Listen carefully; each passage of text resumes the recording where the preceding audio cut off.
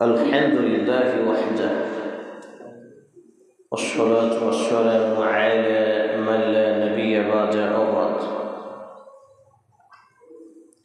قال الله تعالى في كلامه المزيد والفرقانه الحميد: أعوذ بالله السميع العليم من الشيطان الرجيم.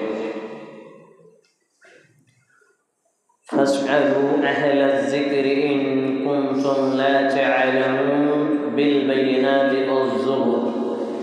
الآية. عن ابن عمر رضي الله تعالى عنه قال: قال رسول الله صلى الله تعالى عليه وسلم: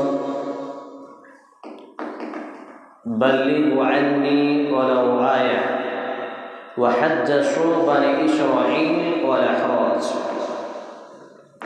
رب اشرح لي صدري ويسر لي أمري واحلل عقدة من لساني يفقهوا قولي. رب أسر ولا تؤسر وتمم بالخير. رب زدني علما رب زدني علما رب زدني علما. সমস্ত প্রশংসার মালিক একমাত্র আল্লাহ রাব্বুল আলামিন, যার প্রশংসা গুণগান গুণকীর্তন করে শেষ করা অসম্ভব। যেই আল্লাহ রাব্বুল ইজ্জত আমাকে আপনাকে এখনো হাঁটা চলা বলা শোনা দেখা সহ অসংখ্য নিয়ামত দান করে রেখেছেন, সেই রবেরই শুকরিয়া জ্ঞাপনার্থে ছোট্ট একটি ভাষা আমরা আন্তরিকতার সাথে পাঠ করি। আমরা বলি আলহামদুলিল্লাহ। অর্চপর অসংখ্য দরুদ ও সালাম শান্তির ধারা বর্ষিত হোক সর্বকালের শ্রেষ্ঠ মাহবুব মাআমিনাল লাল মুরদুলাল ইমামুল আম্বিয়া নবী এবং রাসূলদের যিনি সর্দার বা ইমাম, সেই মহামানব মহামানুষটির প্রতি আমরা বলি আল্লাহুম্মা সাল্লি আলাইহি আল্লাহুম্মা বারিক আলাইহি সাল্লাল্লাহু তাআলা আলাইহি ওয়াসাল্লাম। আজকের সংক্ষিপ্ত টাইম জুমার খুতবায় আলোচনার বিষয় মুসলিম সমাজে ধর্মের রূপে বিধর্মীয় কর্মকাণ্ড। উল্লিখিত বিষয়ের প্রতি পবিত্র কোরআন এবং সেই সুন্নাহর আলোকে আমি একজন ইসলামের নগণ্য ছাত্র এক গুরুত্বপূর্ণ তথ্য ও তথ্যবহুল বিবরণের আপ্রাণ প্রচেষ্টা রাখছি ইনশাআল্লাহুল আজিজ। ওয়ামা তৌফিকি ইল্লা বিল্লাহ আলাইহি তাওয়াক্কালতু ওয়া ইলাইহি উনীব। আমরা নিজেদেরকে মুসলিম দাবি করি, আমাদের দিন বা ধর্মের নাম ইসলাম। যদিও ধর্ম বা রিলিজিয়ন বা মাযহাব এটা একটা ভিন্ন বিষয়, আর আমরা যে জিনিসটা পালন করি সেটাকে আল্লাহ রাব্বুল ইজ্জত দিন বলে আখ্যায়িত করেছেন। আমরা যদি উঠিয়ে দেখি, খুলে দেখি পবিত্র কোরআন সূরা আলে ইমরান 3 নম্বর সূরা আয়াত নম্বর 19, আল্লাহ রাব্বুল আলামিন বলছেন ইন্নাদ দীনা ইনদাল্লাহিল ইসলাম। আল্লাহর কাছে মনোনীত দিন কেবলমাত্র ইসলাম। তো এই ধর্মটাকে বলা হয়েছে দিন।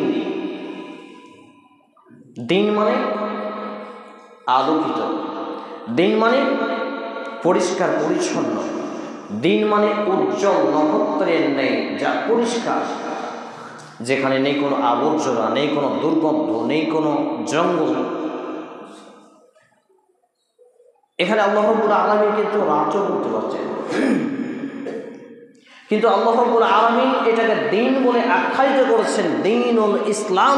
সুবহানাল্লাহ। মানে ইসলামটা হলো একটা দিন যা মানব জীবনে চূড়ান্ত নির্দেশিকা এবং গাইডলাইন, যেটা শুরু হয়েছে কিতাবুল্লাহ, আল্লাহর কিতাব পবিত্র কোরআনের বিসমিল্লাহর বা থেকে মিনাল জিন্নাতি ওয়ান নাসের সিন পর্যন্ত, আর প্রিয় নবী মুহাম্মদ রাসূলুল্লাহ সাল্লাল্লাহু আলাইহি ওয়াসাল্লামের আদর্শ সুন্নাহ বা সহিহ হাদিস, এর মধ্যেই সীমাবদ্ধ হচ্ছে দিন ইসলাম। কিন্তু আমাদের মুসলিম সমাজে, মুসলিমদের মাঝে ধর্মীয় রূপরেখায়, ধর্মীয় রূপ নিয়ে অধর্মীয় বা বিধর্মীয় সংস্কৃতি লাভ করেছে, বিস্তার লাভ করেছে। তার একটি হচ্ছে সাপ্তাহিক নামাজি, জুমা নামাজি। সাপ্তাহিক নামাজি বা জুমা নামাজি। সাউন্ডটা অতিরিক্ত হওয়ার জন্য কথা বলে মজা পাচ্ছি না, সাউন্ডটা যদি কমানো যায় দেখেন। অর্থাৎ প্রত্যেকটা ধর্মের সঙ্গে, সাউন্ড কমানো যাবে? দেখেন, চেষ্টা করেন একটু কমান, অতিরিক্ত সাউন্ড আসছে।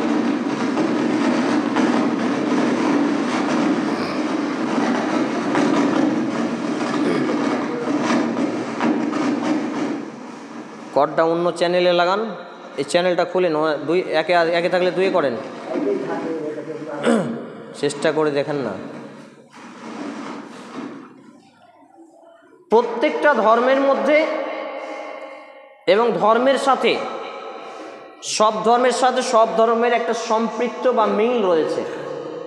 কিন্তু এই দ্বীন ইসলাম এমনই একটা চূড়ান্ত আল্লাহ প্রদত্ত নবী মুহাম্মদ সাল্লাল্লাহু আলাইহি ওয়াসাল্লামের রেখে যাওয়া দ্বীন, যেটা পৃথিবীর সৃষ্টি লগ্ন থেকে শুরু হয়েছে, অর্থাৎ আদম আলাইহিস সালামের সৃষ্টি লগ্ন থেকে।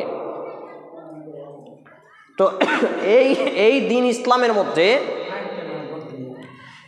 দ্বীন ইসলামের মধ্যে ব্যতিক্রম একটি পার্থক্য রয়েছে। সেই পার্থক্যটা রয়েছে দিনে এবং রাতে 5 ওয়াক্ত সালাত বা নামাজ। দিনে এবং রাতে 5 ওয়াক্ত সালাত বা নামাজ, যেটা অন্যান্য ধর্মের সাথে মিল নেই। সময় সাপেক্ষে হিন্দুরাকেও দেখবেন তারা মন্দিরে যায়, সময় সাপেক্ষে খ্রিস্টানকে দেখবেন তারা কিন্তু তাদের যে ধর্মীয় তীর্থস্থান সেখানে যায়। প্রত্যেক ধর্মাবলম্বী মানুষরা তাদের ধর্মস্থানে সময় করে যায়। তবে ব্যতিক্রম একটি দিন, ব্যতিক্রম একটি ধর্ম ইসলাম, যেটাতে মুসলমান থাকতে গেলে, মুসলমান দাবি করতে গেলে, মুসলমান হতে গেলে আমাকে এবং আপনাকে দিনে এবং রাতে 5 ওয়াক্ত আমাদের ধর্মস্থান মসজিদে এসে হাজিরা দিতে হয়। সুবহানাল্লাহ। কিন্তু মুসলিম সমাজে বিধর্মীয় সংস্কার সংস্কৃতি প্রভাব বিস্তার করেছে। দেখুন যে আমরা আজকে যারা এখন উপস্থিত হয়েছি জুমা এর আসরে পাবো না, অধিকাংশই হারিকেল জ্বালিয়েও খুঁজে পাওয়া যাবে না দিনের বেলাতেও। তাহলে এটা হচ্ছে একটি বিধর্মীয় সংস্কৃতি, যেটা মুসলিমদের মাঝে ছিল না। নবী মুহাম্মদ সাল্লাল্লাহু আলাইহি ওয়াসাল্লাম যেদিন বললেন, কুল, বলো লা ইলাহা ইল্লাল্লাহ, আল্লাহ ছাড়া সত্য কোনো ইলাহ উপাস্য নেই, তখন সারা আরব জমিনের কাফেরবাসী বলেছিল, হে মুহাম্মদ, আমরা 360 জন মাবুদে বিশ্বাসী, স্রষ্টায় বিশ্বাসী, আর তুমি বলছো লা ইলাহা ইল্লাল্লাহ, আল্লাহ ছাড়া সত্য কোনো ইলাহ উপাস্য নেই, একমাত্র আল্লাহই হচ্ছে সৃষ্টিকর্তা, তুমি বলো কি? তারা বলেছিল কাফেররা, হে মুহাম্মদ, তুমি তোমার প্রচার বাণী বন্ধ করো, তোমাকে আরব জমিনের সব থেকে বড় উঁচু পদ দেয়া হবে, মানে ক্ষমতা দেয়া হবে, আরব জমিনের বুকে সব থেকে সুন্দরী নারীর সঙ্গে তোমার বিবাহ দেওয়া হবে। এখানে যারা ইকামতের দিন কায়েমের ব্যাখ্যাকে ভুলভাবে প্রচারিত করে, যারা বলে আগে রাষ্ট্রীয়ভাবে ইসলাম কায়েম করতে হবে, তাদের গলা চিপা হয়েছে এই হাদিসের মধ্যে। কারণ ইসলাম কখনো রাষ্ট্রীয়ভাবে কায়েমের স্বপ্ন প্রাথমিক লেভেলে দেখে না। ইসলাম শুরু হয় প্রাথমিক লেভেলে, ব্যক্তিগত জীবন থেকে, পারিবারিক জীবন, তারপর আসবে সামাজিক জীবন। রাষ্ট্রীয় কায়েম করাভাবে ইসলামের কোনো বিশ্বাস করে না। যদি তাই করতো তাহলে আল্লাহর নবী মুহাম্মদ সাল্লাল্লাহু আলাইহি সাল্লামকে বলা হলো যে তুমি তোমার প্রচার করা ছেড়ে দাও, তুমি যে বাক্য পরিবেশন করছো জাতির সামনে, মানুষের সামনে, জনগণের সামনে, যে আল্লাহ ছাড়া আর কোনো সত্য ইলাহ উপাস্য নেই, যারা আছে সবাই ভণ্ড বা মিথ্যুক, তাহলে তুমি কি করো? এটা করা ছেড়ে দাও, প্রচার করা ছেড়ে দাও, তোমাকে আরব জমিনের সব থেকে বড় পদ দেয়া হবে, মানে ক্ষমতা দেয়া হবে। তাহলে যারা আজকে ইসলামিক নামকরণে বিভিন্ন সংগঠনের মধ্যে ইসলামকে রাষ্ট্রীয়ভাবে কায়েম করতে চায়, মুখে দাঁড়িয়ে নেই, 5 ওয়াক্ত নামাজ নেই, স্ত্রী মেয়ে পর্দা করে না, ছেলে বেনামাজি, টাকরুন নিচে পোশাক পরে, হালাল হারাম বুঝে না, তাদের মুখে থুত্তু নিক্ষেপ হলো না? জি, তাদের মুখে থুত্তু নিক্ষেপ হলো। আল্লাহ নবী মুহাম্মদ সাল্লাল্লাহু আলাইহি সাল্লাম বলেছিলেন, কাল্লা, কখনো নয়, এটা হতে পারে না। কারণ তিনি ছিলেন মুহাম্মদুর রাসূলুল্লাহ সাল্লাল্লাহু আলাইহি সাল্লাম, আল্লাহর পক্ষ থেকে প্রেরিত নবী এবং রাসূল।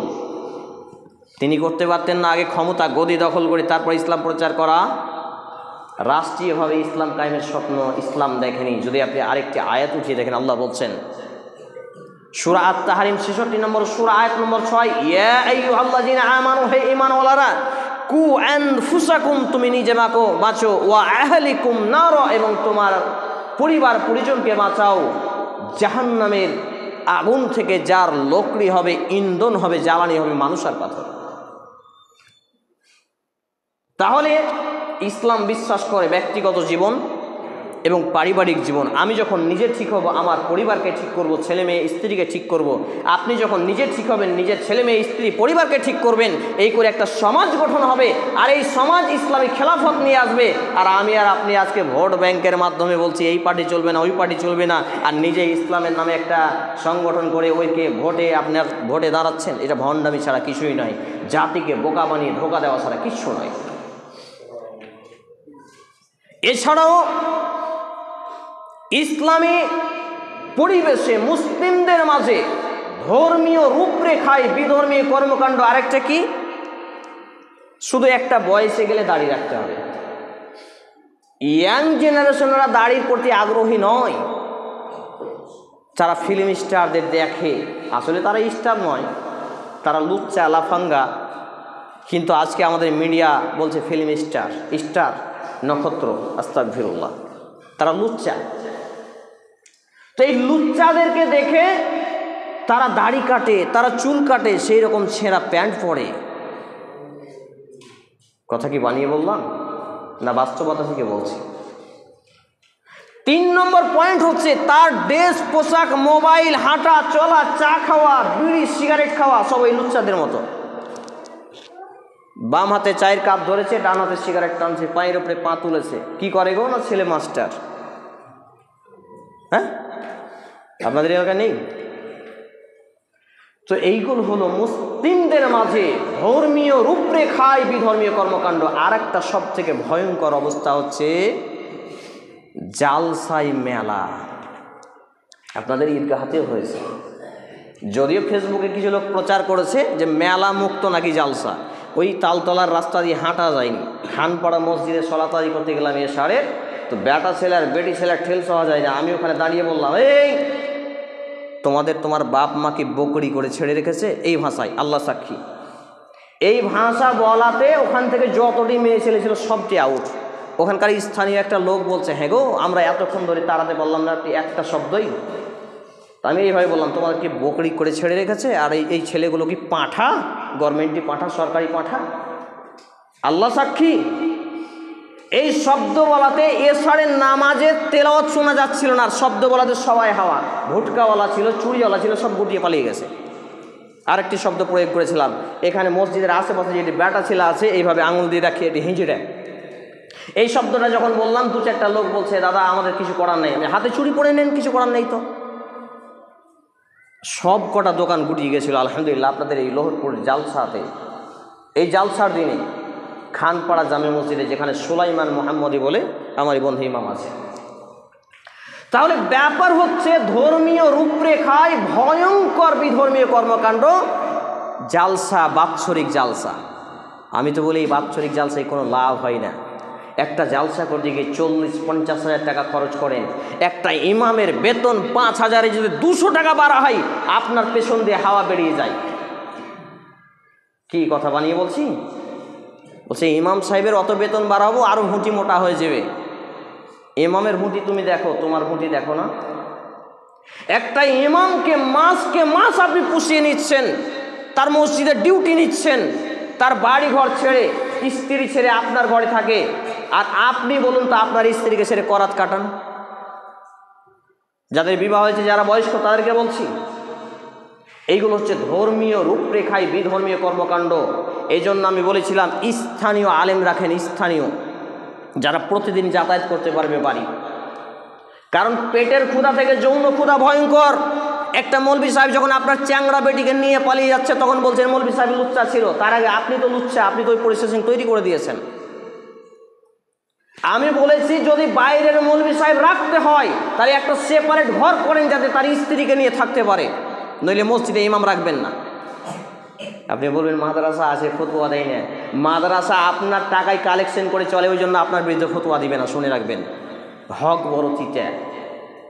মানে আজকে আমাদের মুসলিমদের মাঝে ধর্মীয় রীতিনীতিগুলো চলছে স্রোতের পানে বয়ে চলা। স্রোতের পানে বয়ে চলা বুঝেন না?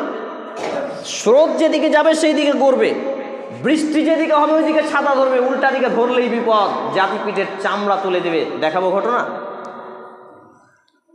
একদিন আপনাদের এখানে বোধহয় আলোচনায় একবার এর আগে যখন খুতবা দিয়েছিলাম আলোচনাটা বোধহয় বলেছিলাম, সংক্ষিপ্তভাবে বলি। আল্লাহ নবী মুহাম্মদ সাল্লাল্লাহু আলাইহি সাল্লাম হেরা গুহায় ধ্যানে আছেন। একজন লোক এসে বলছেন ইকরা পড়ুন, তিনি বলছেন পড়তে যাই না। ইকরা পড়ুন, তিনি বলছেন পড়তে যাই না। তারপর বলছেন ইকরা বিসমি রাব্বিকাল্লাযী খলাক, পাঠ করুন আপনি আপনার প্রতিপালকের নামে। এই ঘটনার পরে যখন আম্মা জান খাদিজা রাদিয়াল্লাহু তাআলা আনহার কাছে চলে গেলেন, আমাদের নবী বিশ্ব নবী মুহাম্মদুর রাসূলুল্লাহ বলুন সাল্লাল্লাহু আলাইহি ওয়াসাল্লাম, তখন তিনি বলছেন জাম্মিলুনি জাম্মিলুনি, খাদিজা আমি ভয় পেয়েছি, আমাকে জড়িয়ে ধরো, আমাকে ঢেকে দাও, আমি ভয় পেয়েছি। মা খাদিজা রাদিয়াল্লাহু তাআলা আনহা ছিলেন বুদ্ধিমত্তা নারী, তিনি বলছেন কাল্লা, কখনো নয়। তার গুণাগুণ বর্ণনা করেছেন, আপনি ইয়াতিমকে ভালোবাসেন, আপনি মুসাফিরের সেবা নেন, আপনি দুস্থ দরিদ্রদের প্রযত্ন নেন, সেবা নেন, আত্মীয়তার সম্পর্ক বজায় রাখেন বলে একটা লিস্ট আছে। মানে এইগুলো হচ্ছে একজন ভালো মানুষের গুণাগুণ, আর যাদের ক্ষতি কোনো জিন শয়তান মানুষ শয়তান করতে পারে না, এখানে লিস্ট আছে।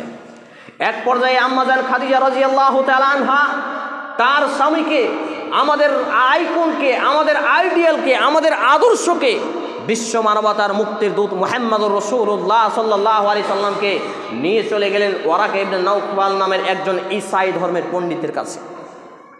ওয়ারাকা ইবনে নাওফাল ঈসাই ধর্মের পণ্ডিত বলছে, ইয়া মুহাম্মদ, তোমার কাছে যাকে পাঠানো হয়েছে এ তো সাধারণ কোনো মানুষ নয়, এ তো জিবরাইল, এ তো তোমার কাছে আল্লাহ প্রদত্ত বাণী নিয়ে এসছে, মানে কোরআনের একটা অংশ নিয়ে এসছে, তোমাকে নবী এবং রসুল করবে আল্লাহ। একটা কথা বলেছেন ওয়ারাকা ইবনে নাওফাল, সেটা কি? মুহাম্মদ, আমি দেখতে পাচ্ছি আমার সমীক্ষায় তুমি যে বাণী নিয়ে এসেছো, তুমি যে সত্য কথা নিয়ে এসেছো, আল্লাহ প্রদত্ত বিধান নিয়ে এসেছো, এটা যখন তুমি প্রচার করবে সমাজে, জাতি তোমার পিঠের চামড়া তুলে দেবে, জাতি তোমাকে বের করে দেবে। ঘটনা ঘটেনি? নবী মুহাম্মদুর রাসূল সাল্লাল্লাহু আলাইহি সাল্লামকে এলাকা থেকে বের করে দেয়নি কুফফারবাসীরা, মক্কা থেকে মদিনায় হিজরত করতে বাধ্য করায়নি, তাহলে আমার আপনার এলাকার মৌলবীগুলো, সাইকুল হাদিসগুলোকে আমি আপনি এখনো খাসি মেরে মুরগি মেরে খাওয়াচ্ছি, বুঝতে হবে তারা এখনো হক কথা বলতে পারে না। যেই নবীর আগে পাশের কোনো গুনাহ নেই, যেই নবী ছিলেন আল আমিন, আমানতদার, as-সাদিক, সত্যবাদী, কাফেররা সেই সময় উপাধি দিয়েছিল, খেতাব দিয়েছিল, সেই নবী মুহাম্মদুর রাসূল সাল্লাল্লাহু আলাইহি সাল্লামকে জাতি বের করে দিয়েছে। আমি আপনি আমার আপনার তো সেই মৌলবীগুলো 3 টাকার মৌলবী, 3 টাকার মৌলবী ইমান, একবার কচুর পাতার পানির মতো এই দিকে যায়, একবার এই দিকে যায়। সেই মৌলবীকে আপনি আমন্ত্রণ করেন, হুজুর 15,000 টাকা, নাম বলেই ফেলি, নূর মোহাম্মদ খ্যাতির 60,000 টাকা, জার্জিস আনসারি 60,000 টাকা। এগুলো ভণ্ডামির আস্তাখানা, এইগুলো হলো ধর্মীয় নামে বিধর্মীয় রীতিনীতি, এইগুলো হিন্দুদের কাছ থেকে এসেছে, এইগুলো খ্রিস্টানদের কাছ থেকে এসেছে, এইগুলো কোনো মুসলমানের আবিষ্কৃত কোনো সম্পদ বা ধর্ম নয়। আমি আপনাদের সামনে প্রথমেই খুতবার পরে, দ্বিতীয় খুতবার পরে যে আয়াতে কারিমা পাঠ করেছি, এটি রয়েছে 14তম পারা 272তম পৃষ্ঠা, 16 নম্বর সূরা, আয়াত নম্বর 43 এবং 44। আল্লাহ রাব্বুল ইজ্জাত তিনি বলছেন, ফাসআলু আহলায যিকরি ইন কুনতুম লা তা'লামুন বিল বাইয়িনাতি ওয়াজ-যুবুর। খুলে দেখেন, কোরআন আপনাদের মসজিদের আলমারিতে টাকা আছে, এখান থেকে একটা একটা করে যদি গেটে আমি দাঁড়াই, দাদা কোরআন পড়েছেন? সময় পাইনি। ভাই কোরআন পড়েছেন? না সময় পাইনি। কাকা কোরআন পড়েছেন? না সময় পাইনি। যদি বলেন যে খবরের নিউজটা দেখেছেন, হ্যাঁ হামাস আর ইসরায়েলের চলছে, খুব আপডেট আছে। ফেসবুক, হ্যাঁ হ্যাঁ ফেসবুকে এই পোস্ট করেছে। হোয়াটসঅ্যাপ, হ্যাঁ অমুক এই মেসেজ পাঠিয়েছে, সব আপডেট। কোরআন কবে পড়েছিলেন চাচা? সেই রমজান মাসে পড়েছি, আর সময় হয়ে উঠেনি বাবু।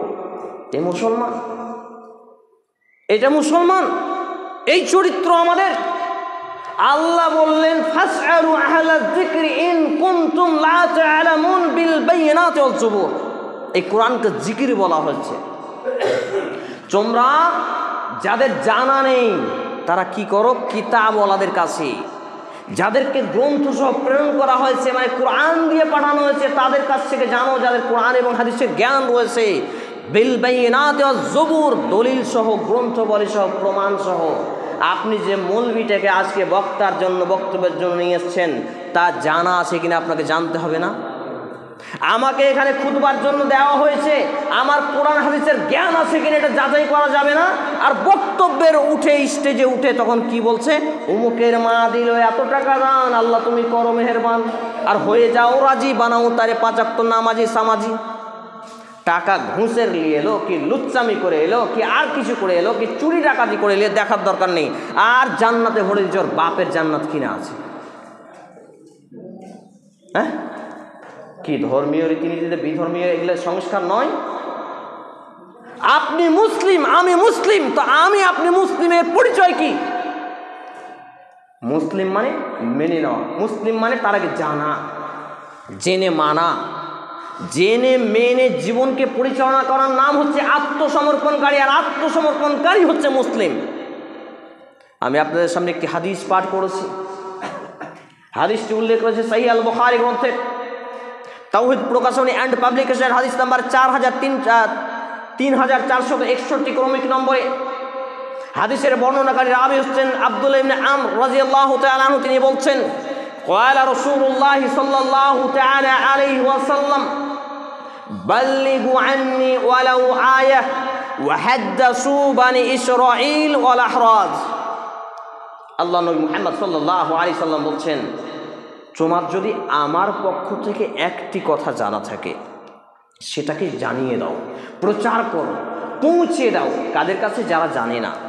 এখানে দুটি বিষয় খুব লক্ষণীয়, জুমার খুতবার জন্য সময় সংক্ষিপ্ত হয়। প্রথম যে আয়াত দ্বিতীয় খুতবার পরে পাঠ করেছি, ফাসআলু আহলায যিকরি ইন কুনতুম লা তা'লামুন বিল বাইয়িনাতি ওয়াজ জুবুর, সাধারণ জনগণকে আল্লাহ বলছেন, যাদেরই জানা নেই কি সম্পর্কে, কোরআন সম্পর্কে, হাদিস সম্পর্কে, তারা জানবে। কার কাছে? গ্রন্থসহ, প্রমাণসহ যে লোকটা কথা বলে, রেফারেন্স দিয়ে যে লোকটা কথা বলে, হাওয়ালা দিয়ে যে লোকটা বক্তব্য দেয়, এবং তার জানা আছে কিনা আগে জানতে হবে। বিল বাইয়িনাতি ওয়াজ জুবুর। দ্বিতীয়, যারা জানে তাদেরকে আল্লাহর রাসূল সাল্লাল্লাহু আলাইহি সাল্লাম বলছেন, বাল্লিগ, প্রচার করো। আন্নি, আন্নি বলতে নিজের পক্ষ থেকে, আল্লাহ নবী বলছেন আন্নি, আমার পক্ষ থেকে। ওয়ালাউ আয়াহ, যদি একটি আয়াত হয়। কিন্তু ওয়াহাদ্দাসু বানি ইসরাঈল ওয়াল আহরাজ, বানি ইসরাইলের কাহিনী বলো, দোষ নেই। তবে কেউ যদি জেনে বুঝে আমার নামে, মানে দিনের নামে, ইসলামের নামে, মুহাম্মদ সাল্লাল্লাহু আলাইহি সাল্লামের নামে একটা বানোয়াট কোনো কথা বলে, সে যেন জেনে নেই তার থাকার জায়গায় জাহান্নাম। নাউযুবিল্লাহ। আপনার মৌলবীটাকে দান করলেন, দান করার পরে আল্লাহর নবী দোয়া করেছিল কি? আল্লাহ নবীর হাতে যখন সাহাবীরা দান করতে, বারাকাল্লাহু লাকা, বারাকাল্লাহু আলাইকা, বারাকাল্লাহু, জাযাকাল্লাহু খাইরান ওয়া আহসানাল জাযা, জাযাকাল্লাহু খাইরান, এইভাবে বিভিন্ন দোয়া আছে, রিওয়ায়াত আছে। সেই দোয়ায় আরও বলছে রব্বানা আতিনা ফিদ দুনিয়া হাসানাতাও। এখানে ধর্মীয় একবার বিধর্মীয় রীতি দেখেন, রব্বানা আতিনা ফিদ দুনিয়া হাসানাতাও ওয়া ফিল আখিরাতি হাসানাতাও ওয়া কিনা আযাবান নার। এই দোয়ার অর্থ হচ্ছে, আল্লাহ আপনি আমাকে সেই নিয়ামত দান করুন যা দুনিয়া এবং আখিরাতে আমার জন্য করলেন, হাসানা, যেটা উত্তম। তো বক্তাকে টাকা দিলেন আপনি, আর দোয়া করলো নিজের নামে, বলছে রব্বির হামহুমা কামা রব্বায়ানি সাগীরা। আপনি দান করলেন 5,000 টাকা, বলছে মারহাবা, নারে তাকবীর। আপনি বলছেন আল্লাহু আকবার, বলছে 5,000 টাকা দিলে অমুকের মা, আল্লাহ তুমি করো, খা, কি কত কি বলে আমি বুঝতেও পারি না, মাথায় নোটও হয় না। একটা একটা করে সাইরি মিলিয়ে মিলিয়ে বলতে বলতে এবার বলছে রব্বির হামহুমা কামা রব্বায়ানি সাগীরা। বক্তা টাকা নিচ্ছে, আপনারা দোয়া করছেন নিজের বাপ মায়ের জন্য। মানে আল্লাহ আপনি আমার পিতামাতাকে সেই রূপ সেবা যত্ন নেন, সেই রূপ দেখাশোনা করেন। তারা দেখাশোনা আমাকে শৈশবে ছোটোবেলায় যেভাবে করেছিল, কি মায়ের কোলে আছি, খেতে বসেছে মা, খেতে বসা মাত্রই পায়খানা করে দিচ্ছি, মা আছাড় দিয়ে ফেলে দেয়নি। আল্লাহ আমার বাপ মা এখন বয়স্ক বা মারা গেছে, তাকে আপনি ফেলে দিয়েন না, সেই রকম সেবা নেন। তাহলে টাকা নিল আপনার, আর গুণ গাইলো নিজের মায়ের, আর দোয়া করলো নিজের বাপ মায়ের লেগে। তো এটা ভণ্ডামি নয়? টাটকা ভণ্ডামি। আর আমরা অজ্ঞ জাহেল মুসলিম, না কোরআন জানি না হাদিস জানি, ওই পুরোহিতের মন্ত্র পড়ার মতন আরবিতে পড়ে নিল আর বলছে বাপরে মৌলবি এত সুন্দর করে দোয়া দিছে, দে আর 5,000 টাকা দে। এবং এই জালসাতে কমিশন থাকে। ওয়াল্লাহি আল্লাহর কসম, আল্লাহ সাক্ষী, একটা লোক ফজরের নামাজ পড়ে আমার কাছে চলে গেছে, হাবিবুল্লাহ আপনি আলোচনা খুব ভালো করেন, বক্তব্য খুব ভালো রাখেন, গ্রাম বাংলায় শোনা যাচ্ছে, তো আপনি এক কাজ করেন, আমার মাদ্রাসার নাইট জালসা করেন, 100 টাকাতে 30 টাকা মাদ্রাসায় দিবেন, 70 টাকা আপনি নেবেন। ভণ্ডামি নয়, চেক চেক চেক কালেকশন করেন, আদায় করেন, 60 টাকা আপনি নেবেন, 40 টাকা মাদ্রাসায় দিবেন। আপনার বাড়ি গাড়ি সব হয়ে যাবে, সাইকেলে দৌড়াতে হবে না, চিকিৎসার জন্য আপনাকে টাপাতে হবে না, এত কষ্ট করে অসুখে ভুগতে হবে না। আর এই যে আপনি এত কষ্ট করে জীবন কাটান, 3 বেলা খাবার জুটে না, এইটা হবে না। আমাকে বলছে সে কে? বড় বড় দাড়ি, জুব্বা, পাঞ্জাবিওয়ালা সাইফুল হাদিস, সাইফুল হাদিস মাদ্রাসার শিক্ষক। আর আপনারা বলছেন বাপরে দুয়ারে এসেছে, মাদ্রাসার নামে কালেকশন করতে দিই। দেখেন ওই কালেকশন হুজুরের বেটিটা প্যাট উদাম করে রাস্তায় চলছে, বিহাদারিটা, বিনা বিহাদারিটা বুকে ওড়না নেই, আর তার ব্যাটাটা গালে চেঁচে, দাড়িকে চেঁচে গালে মার্বেলার টাইলসের মতো চকচকে করে রেখেছে, চিকচিক করে গাল, মুখে নাই দাঁড়িয়ে, সেই নাকি বিয়ে করবে পর্দাশীল নারী। ওর বাপ তখন বলছে আমি পর্দাশীল বেটি ছাড়া বহু করব না। টাটকা ভণ্ডামি। এইগুলো হচ্ছে ধর্মীয় নামে বিধর্মীয় রীতিনীতি। এই বিষয়ে প্রায় 3 ঘন্টার আলোচনা আছে ইউটিউবে আমার, যার জন্য আমাকে 2বার কেস খেতে হয়েছে। পরোয়া করি না, জেল বলে ভাবি না, সেল বলে ভাবি না, মরলে যতটুকু বাঁচলে ততটুকু। আমি মুসলিম চির রণবীর বরণকে করি না ভয়, আমি মরলে শহীদ বাঁচলে গাজী আমার উভয় সমান। হক কথা বলবো না মানে? মুহাম্মদ সাল্লাল্লাহু আলাইহি সাল্লামকে জাতি বের করে দিয়েছিল, আমাকে বলেছে হাবিবুল্লাহ তুই যদি মারা যাস আমাদের কবরস্থানে মাটি দিতে দিব না। পরোয়া করি না, বুড়া আঙ্গল, বুড়া আঙ্গল, পরোয়া করি না। কারণ আমি আল্লাহ ছাড়া কাউকে ভয় করি না, পুলিশ প্রশাসন জেল জুলুম কিচ্ছু পরোয়া করি না। হক কথা বলতে হবে, কোরআন এবং হাদিস, এটাই আমি মেনেছি। আমার বাঁচা যতটুকু, মরা ততটুকু, আমার জেলের ভিতরে যতটুকু, বাইরে ততটুকু। কারণ আল্লাহ নবী তো জানিয়ে দিয়েছেন আর দুনিয়া সিজনুল মুমিন ওয়া জান্নাতুল কাফির, দুনিয়াটা হচ্ছে মুমিনদের জন্য জেলখানা, কাফেরদের জন্য জান্নাত স্বরূপ। স্পষ্ট হাদিস, ডর্জন হাদিস রয়েছে। আমি কোনো পরোয়া করি না। সম্মানিত উপস্থিতি ভাই এবং বাবা জীবন, তো বলছিলাম ধর্মীয় রীতিনীতি রূপরেখায়, ধর্মীয় চেহারা নিয়ে বিধর্মীয় রীতিনীতি আজকে মুসলিম সমাজে বিস্তার লাভ করেছে। তার একটা হচ্ছে কোনোদিন নামাজে হাজিরা নেই, কিন্তু কেউ মরলে জানাজায় যাবে। যারা জানাজায় যায় এরা পাপ করছে, শোনেন, নেকি করে না। মাদ্রাসায় ফতোয়া নিতে যান, হয়তো আমার বিরুদ্ধে ফতোয়া দিয়ে দেবে, কিন্তু ক্যামেরা হচ্ছে মাদ্রাসার অনেক সাইকুল হাদিস আছে যারা আমার বক্তব্য দেখে। পরোয়া করি না, পরোয়া করি না আমি কে কি বললো আর কে কি ভাবলো, কোনো পরোয়া নেই। হক কথা আমাকে বলতে হবে, কারণ আল্লাহ নবী মুহাম্মদ সাল্লাল্লাহু আলাইহি সাল্লাম বলছেন মিসকাতুল মাসাবি গ্রন্থের 5159 ক্রমিক নম্বরে হাদিস, তুমি সত্য বলে দাও যদিও তা তিক্ত হয়, সত্য বলে দাও যদিও তোমার বিরুদ্ধে চলে যায়, তোমার বাপের বিরুদ্ধে চলে যায়। তো আমার বিরুদ্ধে, আমার বাপের বিরুদ্ধে চলে গেলে বলতে বলেছে আল্লাহ রাসূল, তো হেড মাওলানার বিরুদ্ধে চলে গেলে আমি বলবো না? সম্মানিত উপস্থিতি ভাই এবং বাবা জীবন, তো বলছিলাম আমাদের মুসলিম সমাজে বিধর্মের যে রীতিনীতিগুলো আছে সেইগুলোকে একটা একটা করে যাচাই করুন। আর যে যুবকগুলো আছে তাদেরকে মসজিদমুখী করার পদক্ষেপ নেন। যারা গ্রাম্য সর্দার মণ্ডল আছেন, মসজিদ কমিটি, ঈদগাহ কমিটি, মাদ্রাসা কমিটি আর কবরস্থান কমিটি আছেন, তারা একযোগে বসেন, বসার পরে চিন্তা করেন কি করে সমাজে ইসলাম প্রতিষ্ঠা করা যায়। আপনি রাষ্ট্রীয়ভাবে ইসলাম কায়েমের স্বপ্ন দেখেন না, আপনার পরিবারে আপনি অভিভাবক, আপনার কথা চলে না, আর রাষ্ট্রে আপনার আইন চলবে, এটা মেনেছেন?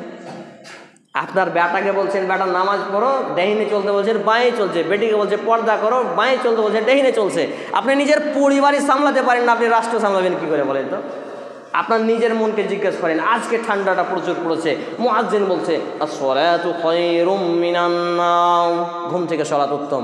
আপনার নিজেকে আপনি পরিবর্তন করতে পারেননি, একটু পর যাচ্ছি, একটু পর যাচ্ছি, ঘুম চলে এসছে, শয়তানে সুড়সুড়ি দিয়েছে, ঘুম চলে এসছে, হঠাৎ করে ঘুম ভাঙছেন বেলা 9টা। নিজেকেই কায়েম করতে পারলাম না, রাষ্ট্রীয়ভাবে ইসলাম কায়েম করব কি করে? সম্মানিত উপস্থিতি ভাই এবং বাবা জীবন, আসুন আমরা যাবতীয় গোঁড়ামি, যাবতীয় গোঁড়ামিকে পরিত্যাগ করে নিজের ব্যক্তিগত মত এবং পথকে ছেড়ে ওই বড় হুজুর কি বলেছে, এত বড় মাওলানা কি বলেছে, এই কথা ছেড়ে দিয়ে আল্লাহ কি বলেছে, আল্লাহ রসুল কি বলেছে, আল্লাহ এবং তার রসুল কিভাবে চলতে বলেছে, কিভাবে বলতে বলেছে, সেই পথ এবং পদ্ধতি অনুসারে আমি এবং আপনি আমার এবং আপনার জীবনকে পরিচালনা করি। আল্লাহ রাব্বুল আলামিনের কাছে দোয়া, আল্লাহ রাব্বুল আলামিন যতগুলো কথা বললাম সেই কথাগুলো আগে আমাকে মানার তৌফিক দান করুন। আমরা বলি আল্লাহুম্মা আমিন। কারণ বক্তা যদি বক্তব্যে রং চঙিয়ে দেয়, ছেলেটা খুব বক্তব্য ভালো দিল আর নিজের জীবনেই মান্যতা নেই, কবরে দিতে দিতে ফেরেশতা বলবে এই বক্তাকে পিটিয়ে আগে তক্তা বানা। তা আমি তক্তা হতে পারবো না। আল্লাহ বলবে খুজুহু ফাগুল্লু, তাকে ধরো আর জাহান্নামে নিক্ষেপ করো, জাহান্নামের আগুন খাওয়ার আমার শক্তি নেই। এই জন্য আমি আগে নিজেকে সংশোধন করতে চাই, নিজেকে পরিবর্তন করতে চাই, নিজেকে কোরআন এবং সুন্নাহ দিয়ে আমি আগে নিজেকে পরিচালনা করতে চাই। এই জন্য আমি আমার যতগুলো বন্ধু আছে সবাইকে বলে রেখেছি, আপনি মনে করবেন না যে হাবিবুল্লাহ ফেরেশতা। আমার যে কোনো মানুষ হিসেবে ভুল হতে পারে, দেখা হলে বলবেন হাবিবুল্লাহ আপনার এটা ভুল লাগছে বা আপনার এটা ভুল হচ্ছে। ইনশাআল্লাহ দেহে শ্বাস থাকা পর্যন্ত যদি ভুল প্রমাণিত হয় কোরআন এবং হাদিসে, সেটা আমি মাথা পেতে এরকম করে মেনে নেব, এটা আমার ভুল। কিন্তু যেটা ভুল নয়, যুক্তি দিয়ে তর্ক দিয়ে আমি মানবো না, দলিল দিয়ে মানবো। আল্লাহ রাব্বুল ইজ্জাত আমাদেরকে পবিত্র কোরআন এবং সেই সুন্নাহর আলোকে সমস্ত বাকি জীবনটাকে যেন পরিচালনা করতে পারি সেইভাবে তৌফিক নসিব করুন। আমরা বলি আল্লাহুম্মা আমিন। হে আল্লাহ তাআলা, এখানে উপস্থিত প্রত্যেকটা ভাই এবং বাবা জীবনকে ধর্মীয় রূপরেখায় যে বিধর্মীয় রীতিনীতি আছে সেইগুলোকে বর্জন করে সঠিক দিন ধর্ম দিন ইসলামকে মেনে চলার আমাদেরকে তৌফিক নসিব করুন। আমরা বলি আল্লাহুম্মা আমিন। হে আল্লাহ রাব্বুল আলামিন, আমরা যারা অসুস্থ আমাদেরকে পূর্ণ সিফায়ে কামিলা আজেলা দান করুন। আমরা যারা অভাবী আমাদেরকে অভাবমুক্ত হালাল রুজি রোজগার জীবিকা নির্বাহ করার তৌফিক নসিব করুন। আমরা বলি আল্লাহুম্মা আমিন। হে আল্লাহ রাব্বুল আলামিন, আমার মা নানার আত্মীয় স্বজন সহ উপস্থিত ভাই এবং বাবা জীবনদের আত্মীয় স্বজন ছেলে মেয়ে স্ত্রী খুলে খুলে বলার সময় নেই আল্লাহ। কারো না কারো আত্মীয় স্বজন কেউ না কেউ মৃত্যুবরণ করেছে আল্লাহ। তারা অন্ধকার জীবনে কিভাবে আছে জানি না, কোনো ইন্টারনেট নেই, কোনো সংযোগ নেই, কোনো ভিডিও চ্যাটিং নেই, কিভাবে আছে তারাই জানে আল্লাহ। তারা যদি কোনো ভুল ত্রুটির কারণে পাকড়াও হয়ে থাকে তাদের ভুল ত্রুটিকে ক্ষমা করুন। যে বা যারা মুসলমান হয়ে মৃত্যুবরণ করেছে আমরা বলি আল্লাহুম্মা আমিন। তাদের কবরে শান্তির বিছানা বিছিয়ে দিন, তাদেরকে জান্নাতুল ফেরদাউস নসিব করুন। আমরা বলি আল্লাহুম্মা আমিন। এ দাবি, এ দোয়া, এ দরখাস্ত মহান আল্লাহ সুবহানাহু ওয়া তাআলার সামনে রেখে আমরা আমাদের আলোচনা এখানে ইতি টানছি। আল্লাহুম্মা সাল্লি আলা মুহাম্মাদিন ওয়া আলা আলি মুহাম্মাদ কামা সাল্লাইতা আলা ইব্রাহিম ওয়া আলা আলি ইব্রাহিম ইন্নাকা হামিদুম মাজিদ। اللهم بارك على محمد وعلى آل محمد كما باركت على إبراهيم وعلى آل إبراهيم إنك حميد مجيد. سبحان ربك رب العزة عما يصفون وسلام على المرسلين وآخر دعوانا الحمد لله رب العالمين. السلام عليكم ورحمة الله.